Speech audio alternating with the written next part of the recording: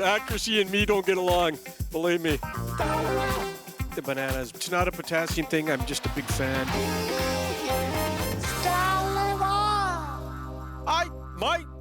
Hey, if my source said to me they're going to Czechoslovakia this week, how am I to blame? I'm passing the information. Here he is, one half of the team, Donnie and Dolly, weekdays on Czech television, our Friday regular Canucks insider, the one and only Dhaliwal. How you doing, Rick? It couldn't be better, boys. A lot of information and news in the last, during the show we had a couple of stories break. And then this whole week with Kito Hiroshi. So there's a lot of news coming out of the Canucks camp for sure. So Philip Hronek's been shut down here. Rick Tocchet says he wants his shoulder healthy. He's got 4 months. So Philip Hronek is going to be a Vancouver Canuck again, back in a uniform again in training camp.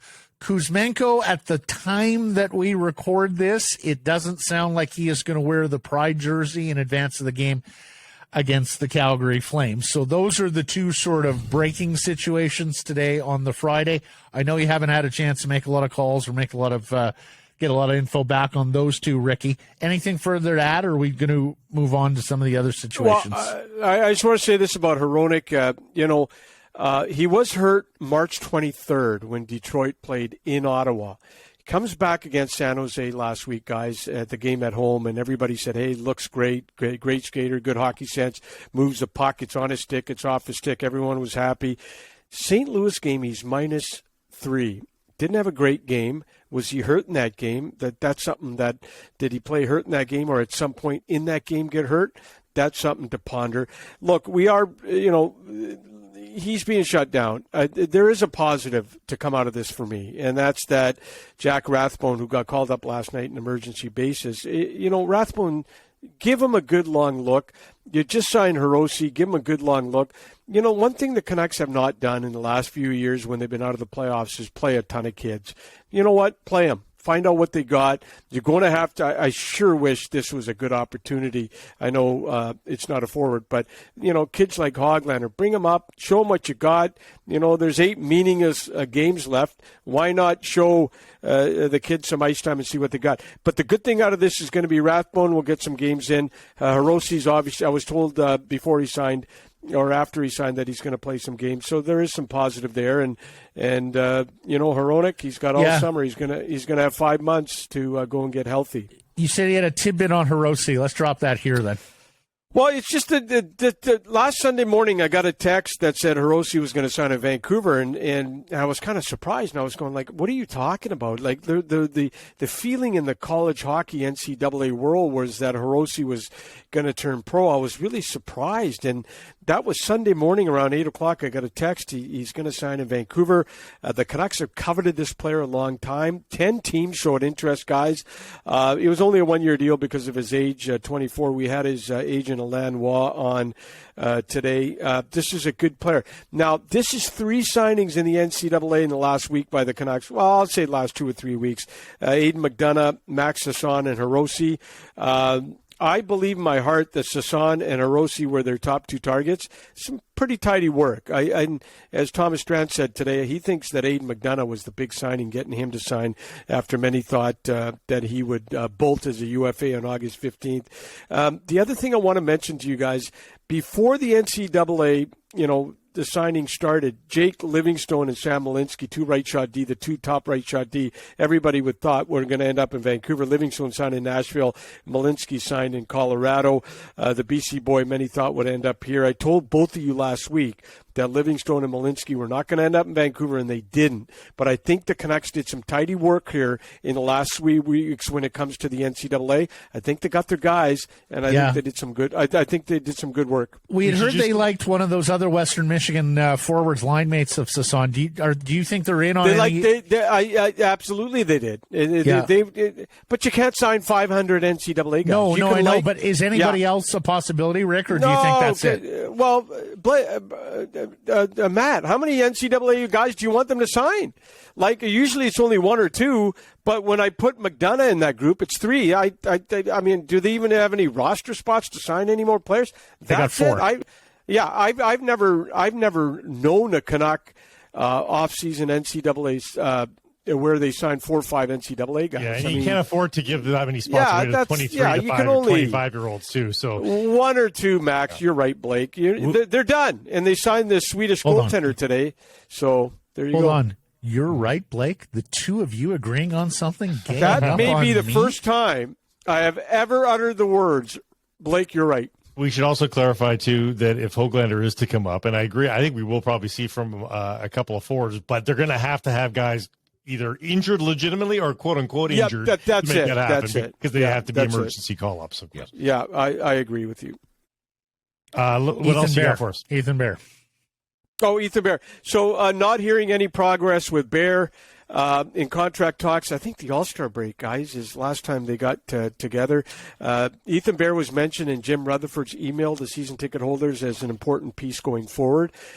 This is going to end up, because he's an RFA, Canucks got but he's also 1 year away from being a UFA, so it's a really tricky contract. Could be anywhere from 1 to 3 years. We'll keep an eye on it, but I just want to let you guys know, not hearing any progress there. I want to talk about Kyle Burroughs, a kid from Langley. All right?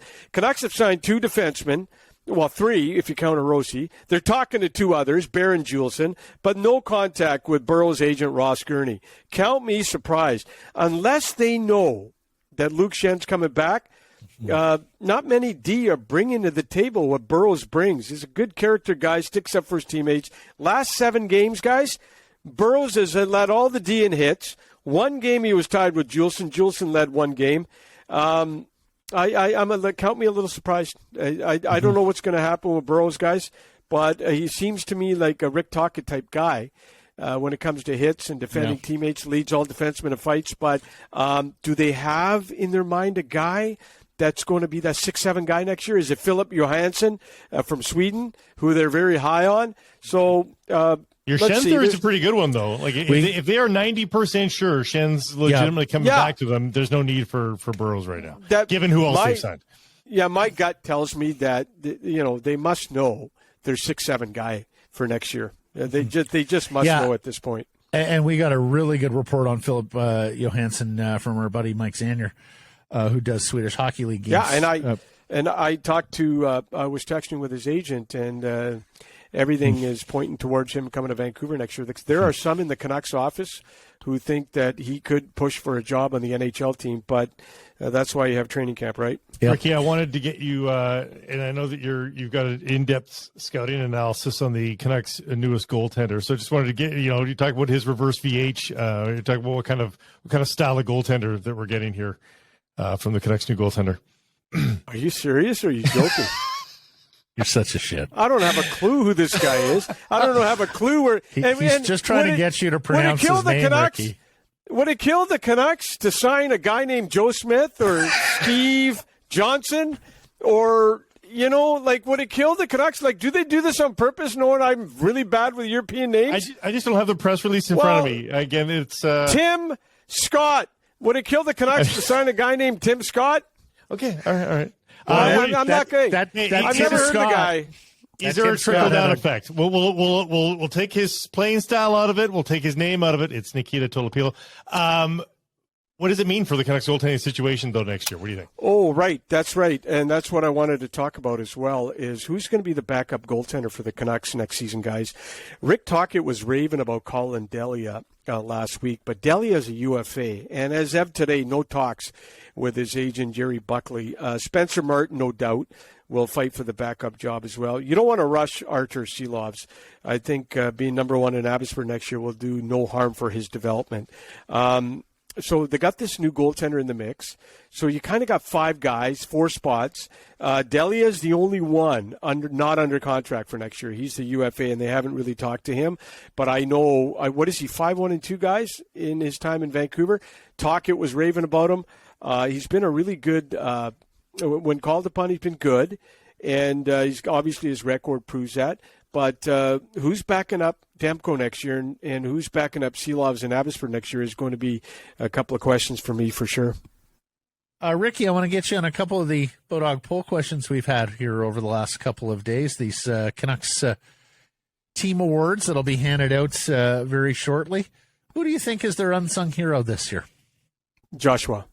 He had a lot of teams that were after him when he was a UFA. He picked Vancouver. His agent, Rich Evans, out of White Rock, they sat down and Rich actually, I remember Rich telling me the story that, you know what, we thought as a firm that Vancouver was going to be the best opportunity for Dakota Joshua to not only just go and play, but to develop. And develop as a player, and he has gotten better since he got to Vancouver. And Rick Tocchet, you guys know what he thinks of Joshua the last week. He's been bumped up into the top 6. He's big, he's got size, he can hit. I mean, he's displayed some nice hands on some nice goals this year too, guys. I mean, he's a big guy with a decent set of mitts as well. So he's been a guy. Sheldon Dries I've been really impressed with Dries as well. He just goes out there, works hard, doesn't bitch or complain or whine about ice time. None of those things. He goes out there and just gets it done when he's out there. So, but for me, it's going to be Joshua. All right. And most exciting player this year? Well, it's oh boy, it's Quinn Hughes. It's Quinn Hughes for me. I can't say enough good things about this kid. The creativity, the skill, the hands, the skating, the compete, the hate to lose mentality. And I'm going to tell you something else about Quinn Hughes. When you look at traits of successful human beings, he's got them all. And Quinn Hughes is going to, you know what? Quinn Hughes isn't going to go home this summer and look at all the applause he got or read all his press clippings. Quinn Hughes is going to go home and he's going to decide what he needs to get better at, and he's going to work hard all summer. He was minus 24. He's plus 16 now. He talked to Travis Green and Boudreau about, I want to kill penalties. I want to be more responsible defensively. I just don't think the people in this city and the people around the National Hockey League give this kid enough credit. He is a special franchise defenseman, and we have never, not even remotely close, had a defenseman like this ever in this city. And for me, he is a treat to watch, and there's always something in his bag of tricks. He's Leadership's coming too, right? That leadership is coming. I would not. I had someone I won't tell you who. I had someone put this bug in my ear a few weeks ago. He's got captain. Don't be, and it was a pretty significant person who told me that this guy. Don't be surprised if he's got those qualities to be the next captain of the Vancouver Canucks. Marvelous stuff, Rick. You have a fabulous hold weekend. it a sec. No. I'm not letting you go. You guys ripped me last week. I did some homework. So can the Canucks pay Tyler Myers bonus early? Yeah. Listen to this. Yeah, so I texted that Harvard grad there, Blake Price, earlier in the week. So I'm going to explain my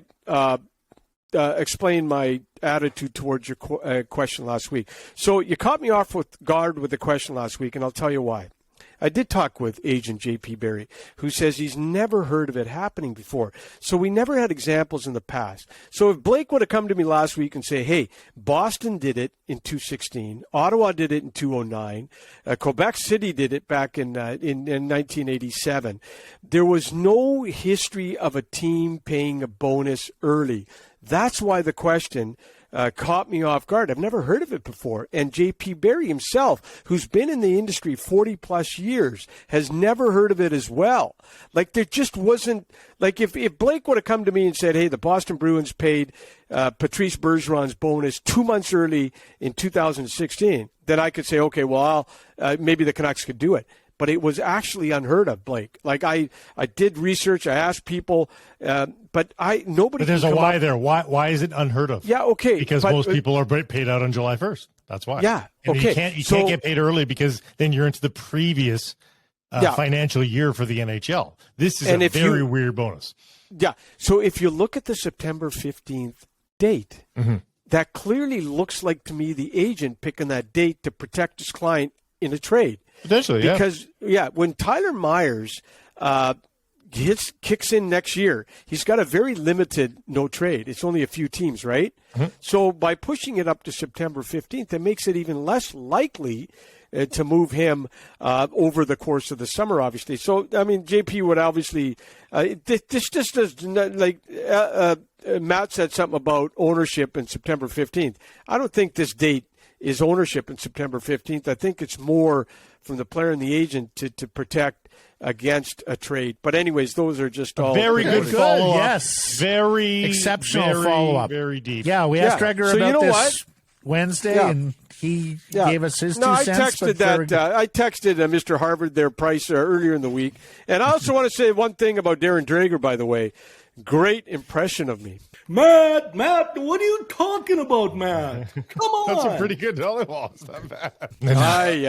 I texted Drager. I love Drager. I texted Drager, and I said, hey, great impression of me. But the only mistake Drager made was he put Blake in the impression. Usually it's frickin' Price that I'm yelling at and screaming at, not Blake. No, let me rephrase that. It's not Matt. He shouldn't have put Matt in there. He should have put fucking Blake in there. But anyways, yeah, he should have put. But Drager, unbelievable impression of me. I couldn't believe it. I couldn't stop laughing. I kept going back to it and looking at it over and over and over again. It was great. Hey, one other tidbit. They're still talking to Noah Juulsen, not hearing no update there. They're still trying to get Juulsen done. And Hogalnder, we talked to his agent, Alain Watt, today. No talks with the Canucks. He's an RFA. We asked him if the Canucks have treated Hogalnder fairly, and he said that's a question more posed to the Canucks than him. So, no. It is true though. But he's 22. I don't think anyone should give up on Hogalnder. Get him into Vancouver next year. But the Canucks have a surplus of wingers. You guys know that, right? Mm-hmm. Yes. So in order to make room for Hogalnder, you got to delete some wingers as well, right?